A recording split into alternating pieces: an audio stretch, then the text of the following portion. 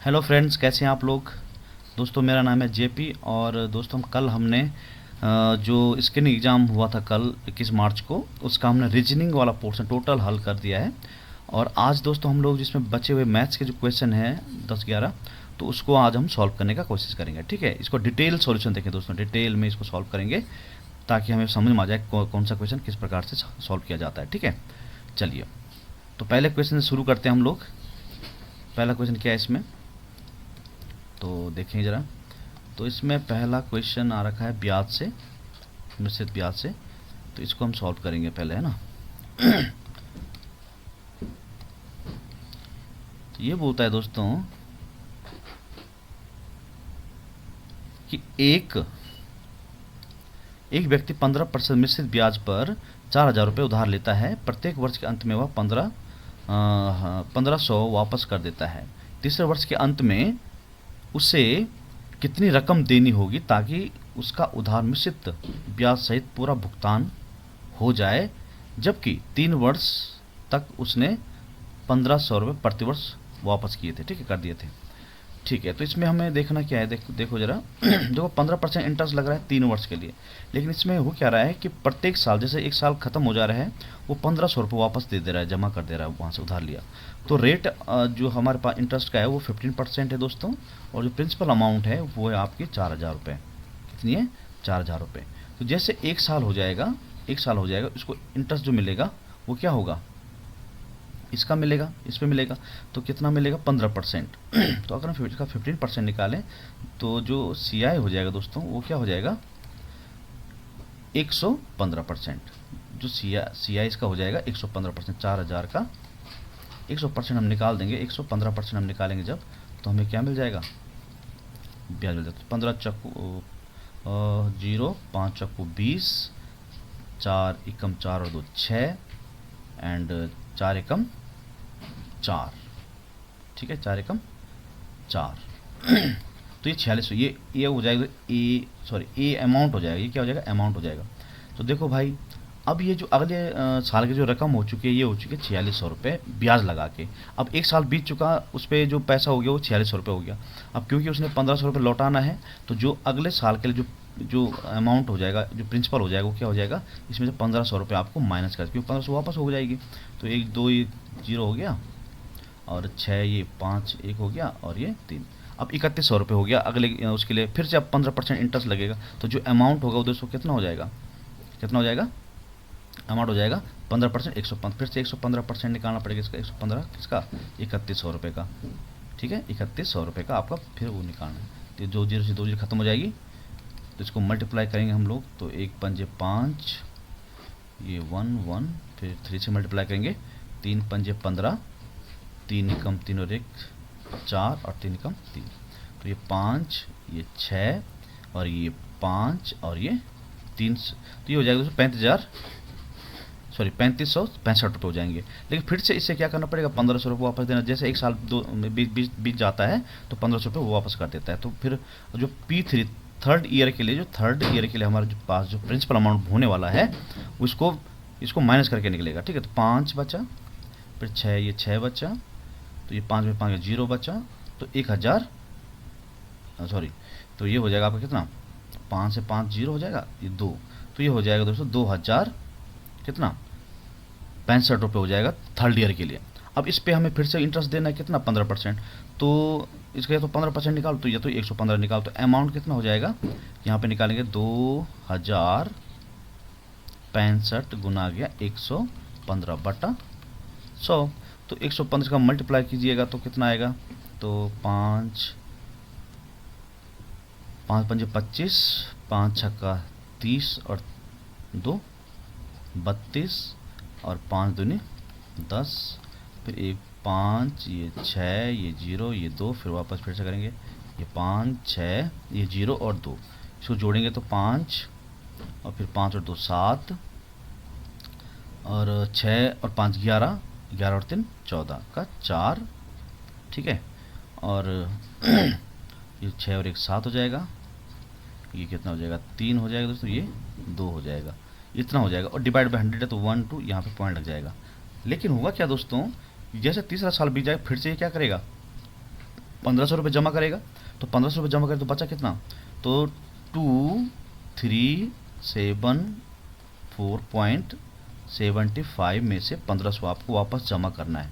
तो जो हमारा प्रिंसिपल अमाउंट हो कितना बचेगा, 75 ये हो जाएगा, ये 4 हो जाएगा, ये 7 रह जाएगा, तो 13 में से गया तो 8 बच जाएगा, ये तो 874 रुपये। तो अब क्या बोलता है ये 874 तो उसको कितनी रकम देनी होगी ताकि उसका उधार जो है मिश्रित ब्याज सहित पूरा भुगतान हो जाए, कितना एक्स्ट्रा अमाउंट देनी पड़ेगी उसको, तो उसको अंत में देना पड़ेगा कितना 874 रुपये उसको दोस्तों देना पड़ेगा। ठीक है, तो ऐसे इसको आपने स्टेप बाय स्टेप सॉल्व करना है। तो ये क्योंकि मैं आपको समझा रहा हूँ दोस्तों इसलिए थोड़ा टाइम लग रहा है, लेकिन इसमें टाइम लगता नहीं है वैसे। ठीक है, तो 874.75 में रुपये इसको क्या करना पड़ेगा, देना पड़ेगा। तो ऑप्शन नंबर इसका क्या बी यहाँ पे करेक्ट हो जाएगा। ठीक है, तो हम डिटेल सॉल्यूशन देख रहे हैं दोस्तों कि कैसे इसको अच्छे से बुनियादी तौर पे समझा जा सकता है। ठीक है, चलिए अगला क्वेश्चन देखते हैं क्या है मैथ्स का इसमें आ रखा। अगले क्वेश्चन को देखें दोस्तों, तो ये एवरेज से आया हुआ क्वेश्चन है, औसत से। ठीक है, तो औसत से आया हुआ क्वेश्चन है, बोलता है क्या, ये देखिए, ये बोलता है ABCD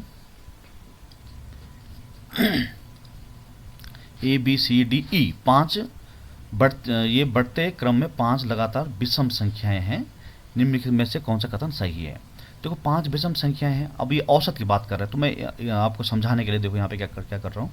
मान लेते हैं विषम संख्याओं को 5 विषम संख्या लिखना होगा, तो 1 3 5 7 और 9, 1 2 3 4 5, ये 5 विषम संख्या है दोस्तों। इनका एवरेज मैं अगर देखूं तो इनका जो औसत है प्यारे भाइयों वो कितना है, ये आपको डिटेल में समझा रहा हूँ ना। इनका औसत कितना है, 5 है। देखो बीच में होता है औसत, अगर क्रमागत संख्याएं होती दोस्तों, अगर इनका डिफरेंस सेम होता है ऐसी संख्याओं का, तो बीच वाली संख्या आपकी माध्य बन जाती है। क्या बन जाती है, माध्य बन जाती है, मतलब औसत बन जाता है। ठीक है, तो यहाँ पर इन संख्याओं का औसत कितना है, 5 है। अब मैं इनके अकॉर्डिंग बोलूं तो ये A है, ये B है, ये C है, ये D है और ये E है। अब मुझे कंक्लूजन पे आना है। कंक्लूजन क्या है, संख्याओं का औसत क्या है, A+4, मतलब A का मान कितना, यहाँ देखो A का मान कितना है दोस्तों, 1 है, प्लस अगर मैं इसमें 4 जोड़ता हूँ तो औसत निकल आएगा क्या, बिल्कुल 5 आ रहा है कि नहीं आ रहा है, बिल्कुल सही बात है। दूसरी बात देखो, अगर मैं इसको देखूँ, इसको B+2 है। अब B का वैल्यू देखो दोस्तों कितना है, हमें 5 बनाना औसत, तो V का वैल्यू कितना, 3, और 3 में यहाँ बोलता 2 जोड़ दो, इसमें 2 जोड़ दो, कितना आ रहा, 5 आ रहा, औसत की नहीं आ रहा, बिल्कुल आ रहा है। इस तरह से ये बोलता है E में से क्या करो, जो लास्ट की संख्या है 5वीं संख्या, उसमें से क्या करो 4 घटा दो तो औसत आ जाता है। तो E क्या है, 9 है, E 9 है, तो 9 - 4 दैट इज इक्वल टू कितना, 5, और जो कि संख्याओं का औसत है। ठीक है, तो बिल्कुल सही है। तो ये भी सही है, ये भी सही है, मतलब उपरोक्त सभी सही है मतलब। तो ये वाला गलत हो जाए, ये वाला गलत, ये वाला गलत, ये वाला गलत, हमारा जो आंसर है वो कितना है, D, 1 2 3 सभी हो जाएंगे। ठीक है, चलिए अगला क्वेश्चन देखो दोस्तों, नाव और धारा से आया हुआ क्वेश्चन है। तो देखो अगर बात की जाए दोस्तों, तो मैंने प्रैक्टिस सेट में आपको लगभग सभी क्वेश्चन कराए हुए हैं यहाँ पे। ठीक है, सभी प्रकार के क्वेश्चन हमने किए हुए थे, तो इसको देखते हैं जरा। तो ये क्या बोलता है, नाव और धारा वाला कहता है, एक नाव पानी के बहाव के विपरीत की बात करता है, तो x - y हो जाती है क्या, स्पीड। ठीक है, विपरीत में एक दूरी 8 घंटे 48 मिनट में, तथा वही दूरी पानी के बहाव की दिशा में, पानी के बहाव की दिशा मतलब x + y। ठीक है, मैं 4 घंटे में तय करता, तो नाव में पानी की गति का अनुपात क्या है। तो इन गतियों का अनुपात अगर हम निकालें तो हम जानते हैं दोस्तों क्या, देखो निश्चित दूरी क्या है, दूरी फिक्स है, सेम दूरी, वही दूरी जो इस समय में तय हो रही है वही दूरी आपने देखनी है। तो मान लेते हैं डिस्टेंस, हम कुछ भी मान लेते हैं, 1 यूनिट मान लेते हैं, डिस्टेंस 1 यूनिट है। ठीक है, जब डिस्टेंस क्या फिक्स है। अब हम जानते हैं कि 4 बराबर क्या होता है, दूरी बटा सब, दूरी क्या है, एक डिस्टेंस दोस्तों हमने क्या मानी है, 1 यूनिट माना है। ठीक है, तो जो चाल हो जाएगी दूरी बटा समय, समय कितना है देखो 8 घंटे, जब ये धारा के विपरीत समझा रहा है 8 घंटे 48 मिनट, तो 8 घंटे + 48 मिनट है प्यारे भाइयों। 48 मिनट मतलब इसको घंटे में बदलना, 60 हो जाएगा, तो ये 10 हो जाएगा, और फिर इसको कर 6 × 8 = 48, फिर इसको हम काटेंगे तो 2 पंजे 10 और 2 चक्कू 8, तो 8 × 5 = 44, 44 बटा 5 घंटे का समय, तो ये 44 बटा 5, 5 ऊपर चला जाता है दोस्तों, तो गुना गया कितना हो जाएगा 5 हो जाएगा। ये चाल हो जाएगी उसकी कहाँ, धारा के विपरीत दिशा में। अब धारा की दिशा में डिस्टेंस सेम है और टाइम कितना लगा रहा है प्यारे भाइयों, 5 घंटे का टाइम लगा रहा है। कितना घंटे लगा रहा है, 5 घंटे का टाइम। तो ये सॉरी 5 नहीं 4 घंटे का टाइम लगा रहा है, तो 4 ही हो जाएगा। अब बोलता है कि जो नाव की जो है, नाव एवं पानी के बहाव की गतियों का अनुपात क्या होगा। तो इसे निकालने का क्या हिसाब है, देखो दोस्तों, अगर हम x निकालते हैं ये हो जाएगा आपका 5/44। अगर हम यहाँ से x निकालते हैं तो x कितना होता है, क्या होता है दोस्तों, धारा के दिशा में चाल प्लस धारा की दिशा में, एक बार इनको जोड़ने के बाद घटाना है। तो मतलब कहना है कि इसको हम a मान लेते हैं, अगर a मान लेते हैं, नहीं a नहीं, आप सीधा डायरेक्टली लिख लो इसको। तो हम जानते हैं कि धारा से हम चाल निकालते हैं, तो जो धारा की चाल निकालने या नाव की चाल निकालते हैं तो इन्हीं में से निकलती है। किन में से, धारा के विपरीत चाल और धारा के अनुकूल चाल के हिसाब से हम निकालते हैं। तो जो हमें नाव की चाल, ये नाव की चाल है भाइयों है, तो नाव की चाल x बराबर क्या हो जाएगा, धारा की दिशा में चाल कितनी है 1/4 प्लस धारा के विपरीत दिशा में चाल कितनी है 5/44। ये सब करवाए हुए दोस्तों मैंने ना, डिवाइड बाई 2 करना आप लोगों ने। अगर हम इसको सॉल्व करें इसको सॉल्व करें अगर एक है ना, इसको अगर सॉल्व करें हम लोग तो क्या होगा, तो लंबा पड़ जाएगा। ऐसे में मैं इसको डायरेक्टली कर लेते हैं इसको, है ना, ऐसे नहीं करते हैं इसको। आप जानते हैं कॉन्सेप्ट क्या है इसके पीछे, तो फिर टाइम वेस्ट हो जाएगा हमारा ना। तो इसको कैसे करें, देखो हमें निकालना x अनुपात y निकालना हमको। हमें पता है दोस्तों कि जो x होगा वो क्या होगा, इसका और इसका योगफल डिवाइड बाई 2 होगा। और क्योंकि हमें इसका रेशियो निकालना है तो जो डिवाइड वाली जो चीज़ें हो जाएंगी, जैसे 2 है ना, यहाँ से भी सेम है तो यहाँ से भी सेम है, तो वो क्या हो जाएगा, कट जाएंगे आपके। तो बचेगा क्या हमारे पास बचेगा 1/4 प्लस 5/44, ये वाला बचेगा हमारे पास इधर को, क्योंकि डिवाइड बाई 2 है तो यहाँ भी तो डिवाइड बाई 2 आने वाला है। और जो जो नाव की चाल धारा की चाल होती है 1/4 माइनस 5/44 डिवाइड बाई 2 हो, तो ये 2 से ये 2 कट जाएगा यहाँ पे, ठीक है। अब इसको हम सॉल्व करेंगे, इसका मल्टीप्लाई यहाँ कर देंगे, इसका मल्टीप्लाई यहाँ कर देंगे, तो जो 4 और 44 है, 4 और 44 ये दोनों फिर यहाँ से कट जाएंगे। तो हमारे पास बराबर जो आने वाला है, इसका मल्टीप्लाई यहाँ क्या 44 हो जाएगा, 11 चौको सॉरी 44 से कम 44 हो जाएगा और 5 चौको 20 हो जाएगा। तो 44 प्लस 20 कितना होगा दोस्तों 44 प्लस 20 हो जाएगा आपका 64 हो जाएगा। रेशियो डिवाइड में ये कट जाएगा, तो ये 44 माइनस 20 हो जाएगा। 44 माइनस 20 अगर हम करते हैं तो कितना आ जाएगा 24, कितना आ जाएगा तो 24। अगर हम इसको 6 से काटते हैं या 2 से काटते हैं तो कितना हो जाएगा 12 दूनी 24, 32 दूना 64। अगर 4 से काटें हम 4 8 32 और 4 3 12, तो ये हो जाएगा दोस्तों 8:3। कितना हो जाएगा 8:3, तो जो कि आपका रेशियो आपका दिया हुआ है क्या सी में, ठीक है। तो 8:3 हो जाएगा, ठीक है। ये कैसे होगा, क्योंकि दोस्तों हम जब इस भिन्न को सॉल्व करेंगे तो इसका मल्टीप्लाई यहाँ करेंगे, इसका मल्टीप्लाई यहाँ करेंगे, तो इसको जोड़ देंगे 64, तो ये 64/4 गुना गया 44 हो जाएगा अनुपात। इसको भी हम सॉल्व करेंगे, 44 से कम 44 और 5 को 20, तो कितना बचेगा 24 डिवाइड बाई 4 गुना आ गया 44। क्यों रेशियो में जो डिवाइड कट जाता है ये भी कट जाएंगे, तो 8:3 ये बन जाता है। तो ऑप्शन नंबर आपका सी करेक्ट हो जाएगा। चलिए अगला क्वेश्चन देखते हैं। अगला क्वेश्चन देखो यहाँ पे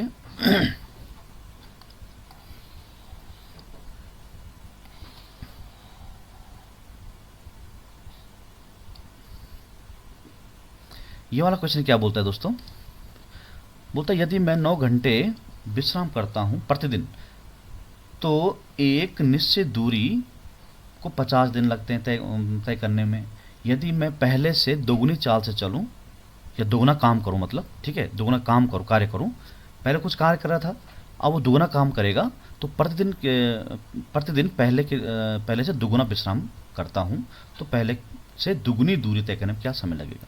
यहाँ अगर देखें दोस्तों तो देखो प्रतिदिन 9 घंटे आराम करता है, पर दिन में 24 घंटे होते हैं दोस्तों, एक दिन में 24 घंटे होते हैं और उसमें से 9 घंटे ये आराम कर रहा है।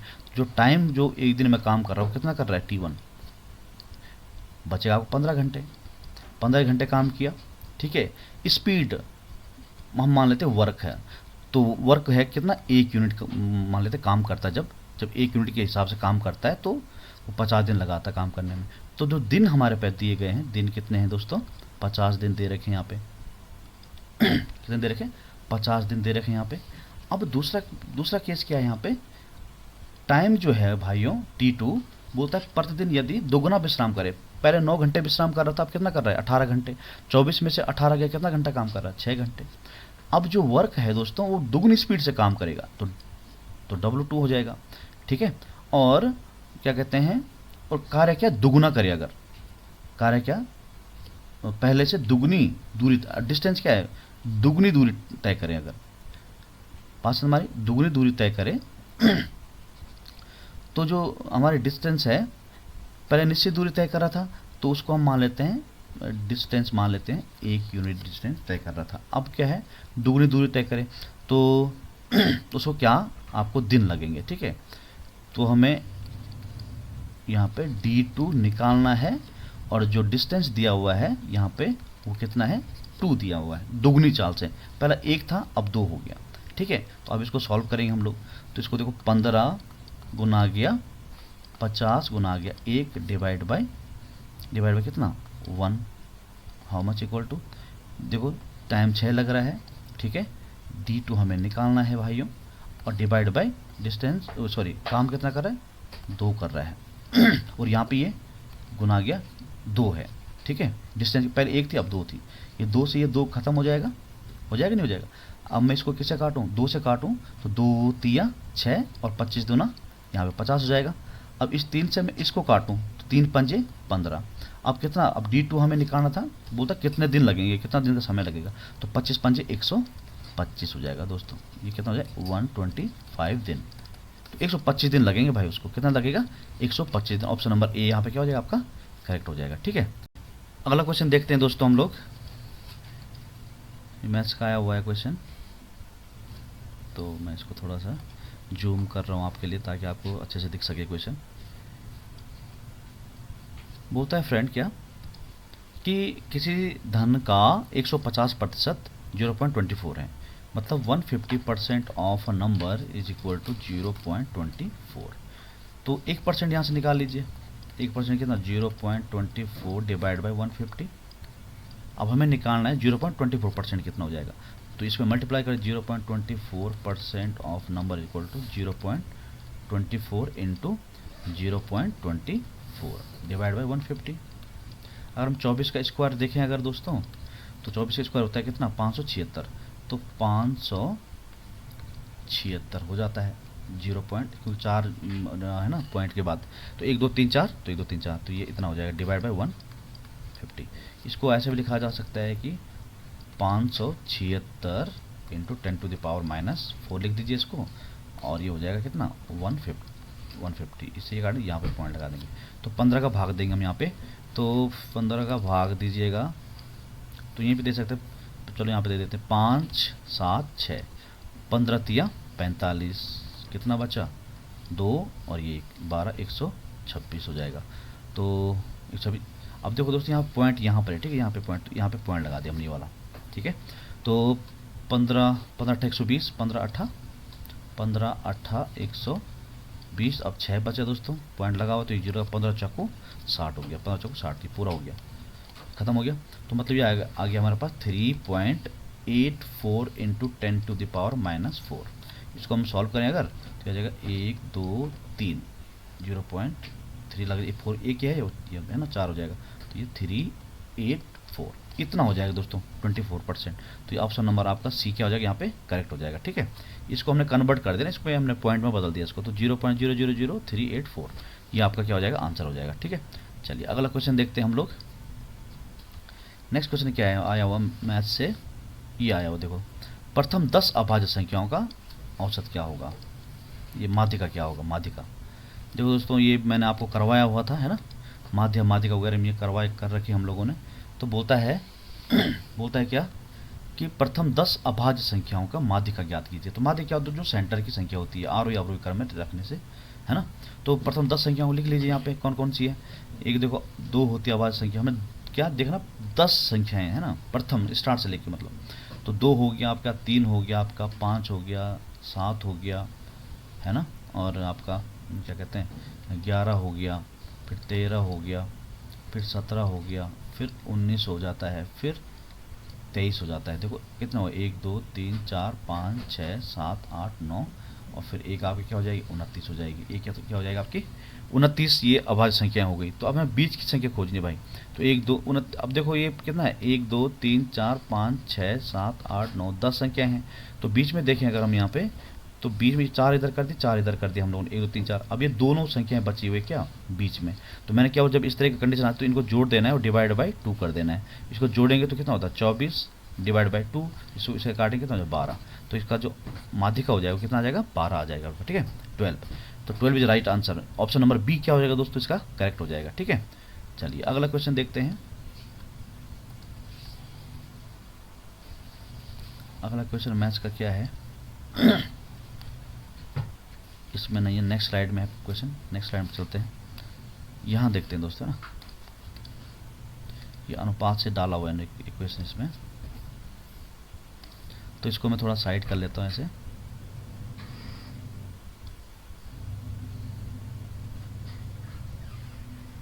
ये वाला क्वेश्चन, तो ये वाला देखो आप, बोलता है एक्स एंड वाई का जो रेशियो है ये इतना है, इतना रेशियो इतना है। तो आपने बताने का सरलतम अनुपात रूप क्या है इसका। इसको अगर हम सॉल्व करें दोस्तों, देखो ये पीएम एएम का हिसाब है, तो इसको हम रेलवे टाइम बना दो इसको। तो ये हो जाएगा दोस्तों 16 अनुपात 0.5 कर दो, ये इतने रहने दो, ठीक है। तो अब हमने अब एएम पीएम का लफड़ा खत्म हो चुका है। तो 16:05 हो गया और 6:10 ये हो गए, ठीक है। अब इसको हमने सीधा टाइम में कन्वर्ट करना है। देखो 16 घंटे और 5 मिनट, इसको मिनट में बदलो भाई। तो 16 गुना आ गया, एक घंटे में कितने मिनट होते हैं 60 होते हैं। तो 16 का गुणा 6 छका 36, 6 एकम 6 और 3 9, 16 96 900, इतना हो गया 960 घंटे प्लस 5 मिनट ये हो जाएंगे। बात समझ में, 5 मिनट ये है। देखो भाई 16 घंटे हमने किस में बदला, मिनट में बदला। तो एक घंटे में 60 मिनट होते हैं, तो 16 घंटे में 16 छक्का 96, तो 960 मिनट ये हो गया और प्लस 5 मिनट, तो 900 कितना हो गया 65 हो गया। इस तरह इसको देखो, एक घंटे में 60 मिनट होते, 6 घंटे में कितना हो जाएगा, 6 गुना गया 60, तो 6 जगह 36 360 प्लस 10 मिनट 370 बटा 370 ये हो जाएगा। इसको काटिए जरा आप, 5 से काटेंगे तो 5 7 35 हो जाएगा और 2 5 चौक 20 हो जाएगा।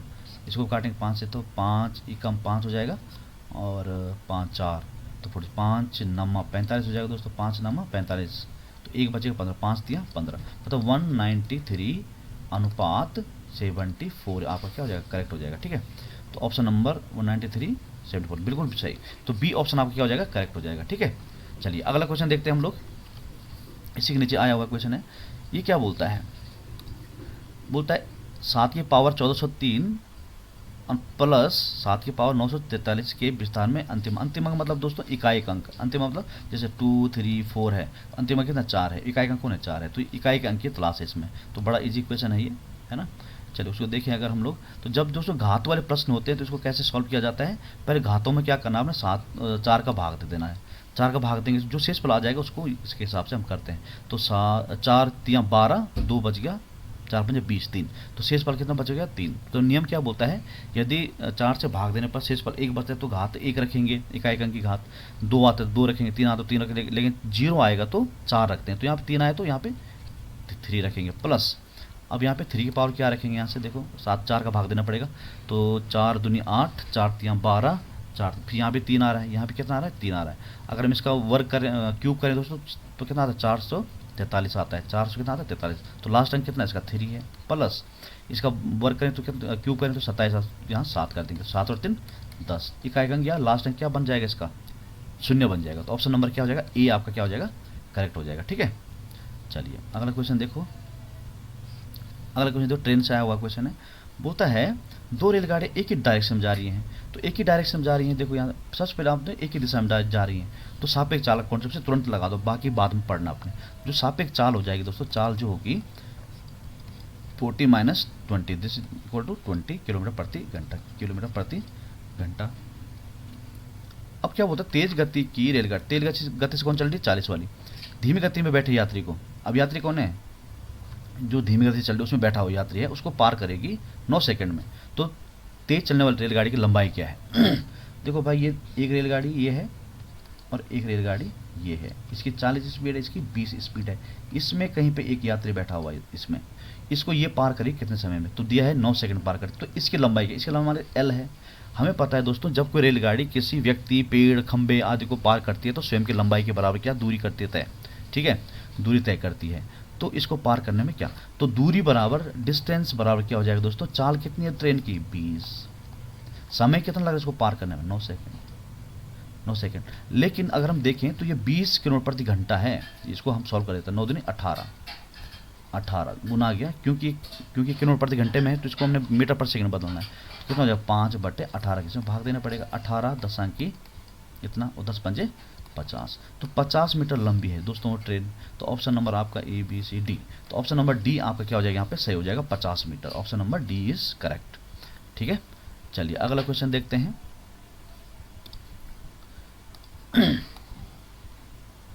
टाइम एंड वर्क से आया हुआ क्वेश्चन है दोस्तों। क्या कहता है देखो, बोलता है 3 पुरुष और 4 महिलाएं किसी कार्य को 7 दिन में करते हैं, उसी कार्य को 2 पुरुष और 3 महिलाएं 10 दिन में करती हैं। तो 3 पुरुष और, देखो दोस्तों इसमें कैपेसिटी निकालनी होती है, कितने आदमी कितनी औरत के बराबर काम करते हैं या कितने आदमी के बराबर काम करते हैं।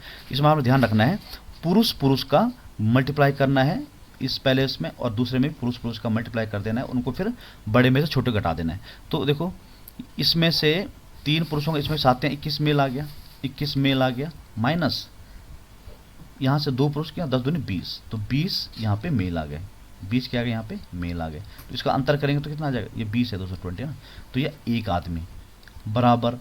अब जो महिलाएं हैं उनका भी यहाँ पे राइट हैंड साइड में आपने मल्टीप्लाई कर दिया। यहाँ पर अगर समझ में नहीं आ रहा आपको ज़रा, तो मैं क्या करता हूँ उसको थोड़ा सा ऐसे करता हूँ ताकि आपको समझ में आ जाए, ठीक है।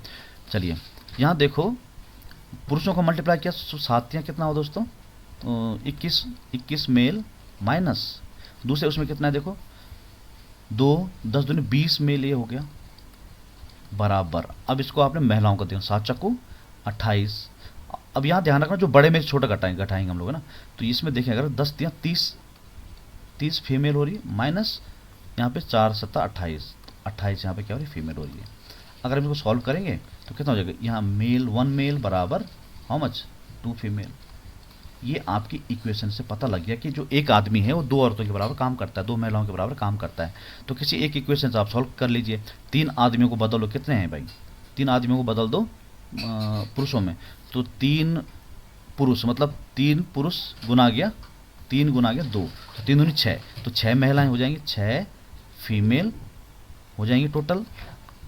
3 पुरुष का मतलब है 6 महिलाएं प्लस 4 महिलाएं ये हो जाएंगी, 4 फीमेल हो जाएंगे। तो 10 और 6 16, तो 16 हो जाएंगे। तो 16 फीमेल किसी कार्य को कितने दिन में कर रही हैं, 7 दिन में कर रही हैं। अब हमने बताना है कि 3 पुरुष और 8 महिलाएं, तो 8 महिलाएं आपके पास ये हैं और 3 दूनी 6, ये 8 और 6 14 फीमेल उस कार्य को कितने दिनों में करेंगे, ये आपके पास चैलेंज है, ठीक है। चलो देखो, तो M1 D1 वाला फंडा लगा लीजिए। तो हमें निकालना है कितने दिन में, D2 कितने दिन में करेंगे। तो हमें देखो इन दोनों का मल्टीप्लाई करना है, 16 गुना गया 7 बटा ये कितना 14 करना है। तो 7 दूना 14 है ना, और 2 8 16, तो 8 दिन लगेंगे दोस्तों। कितना लगेंगे, 8 दिन लगेंगे। अगर हमने सही किया है, जोड़ा घटाना जो भी किया सही किया है, तो इसमें क्या टाइम लगेगा 8 दिन, ठीक है। एक बार फिर से देख लें अगर हम लोग, तो एक आदमी कितना है 2 महिलाओं के बराबर काम करता है। तो 3 कितना, 3 दूनी 3 गुना गया 2 बराबर 6 हो जाएंगे, 6 और 4 10 हो जाएंगे दोस्तों। ये एक गलत हो गया बेटा, यहाँ पे ये गलत हो चुका है, क्षमा चाहते हैं इसके लिए। देखो भाई 3 दूनी 6 महिलाएं ये हो गई और 4 10 महिलाएं हो गई। 10 महिलाएं किसी काम को करती कितने में, 7 दिन में। तो हमें बताना क्या है कि 3 पुरुष और 8 महिलाएं, तो 3 दूनी 6 और 8 से 14, तो 14 महिलाएं उसी कार्य कितने दिन में करेंगी। तो कैसे करना है, 10 गुना गया 7 बटा कितना 14, तो 7 दूनी 14 और 2 पंजे 10, तो 5 आ जाएगा दोस्तों। 5 इज 100% करेक्ट आंसर, ठीक है। तो 5 दिनों में 3 पुरुष 8 महिलाएं काम करेंगी उसी कार्य को, ठीक है। अगला क्वेश्चन देखते हैं। देखो दोस्तों ये आया हुआ कहाँ से, आपका एलसीएम और एचसीएफ से, ठीक है। इसको देखें अगर हम लोग, बोलता है क्या 5 घंटियां एक साथ बजना शुरू करती हैं, क्रमशः इतने सेकंड के अंतराल पर बजती है। कितने समय बाद फिर से बजेंगी। तो इन सभी का आपने क्या निकालना, एलसीएम निकालना दोस्तों। क्या निकालना, एलसीएम। तो अगर हम इसको 3 से काटेंगे तो 3 दूनी 6, ये 7, ये 8 हो जाएगा, 3 3 9 और 3 चक्कू 12। ठीक है, अब हम फिर से 2 से काटे, एलसीएम निकाल रहे हैं दोस्तों ना, 2 ही कम 2, फिर 6 7 वैसे रहेगा, 2 चक्कू 8, फिर 3 वैसे रहेगा, 2 दूनी 4। अब 2 से काटेंगे अगर हम इसको तो 2 ही कम 2 हो जाएगा, फिर 3 वैसे 2 दूनी 4, फिर 7 वैसे रहेगा और फिर 1 वैसे रहेगा। अब कोई संख्या है ही नहीं, तो 3 चक्कू 12 ये हो गया, 12 गुना गया, और 7 दूनी 14, चौथे 42, 42 ये हो गया, 42 ये हो गया। तो गुणा करो भाई, 2 दूनी 4, 4 दूनी 8 और 2 10, 4 कम 4 1 5, 504। तो 504 सेकेंड बाद भाई, 504 सेकेंड बाद ऑप्शन नंबर डी आपका क्या हो जाएगा, 504 सेकेंड बाद क्या होंगे, ये फिर से बजना प्रारंभ करेंगे। ठीक है, चलिए अगला प्रश्न देखो। और क्या कौन सा क्वेश्चन आया हुआ है, ये देखो परसेंटेज से आया हुआ है। ठीक है, प्रॉफिट एंड लॉस से आया हुआ है, थोड़ा ट्रिकी क्वेश्चन है दोस्तों। यहाँ पे देखो जरा इस क्वेश्चन को क्या बोलता है, एक मिनट चलो इसको देखें। अगर हम लोग, बोलता है दोस्तों, एक व्यापारी अपने स्टॉक के 20% को, देखो टोटल स्टॉक जो होगा दोस्तों उसके पास वो कितना होगा, 100% का स्टॉक होगा। ठीक है, टोटल स्टॉक जो होगा वो कितना, 100%, 100% में 20% को क्या करता है, 10% के लाभ पर बेचता है। तो सेलिंग प्राइस कितना हो गया उसका, SP1 कितना हो गया, 20% निकालेंगे ना इसका तो 110, 20 जो परसेंट का जो रेट है वो कितने बेच रहा है, 10% प्रॉफिट बेच रहा है। 100% मतलब 110, तो 110% क्या दूनी 22 हो जाएगा, तो 22 रुपये में बेच रहा है, 22 में। SP2 देखें आगे पार्ट क्या है, शेष का, देखो भाई 100 में से 20 चला, कितना बचा 80, शेष का 50% मतलब 40, 80 का 40% जो है वो 10% हानि पर बेच रहा है।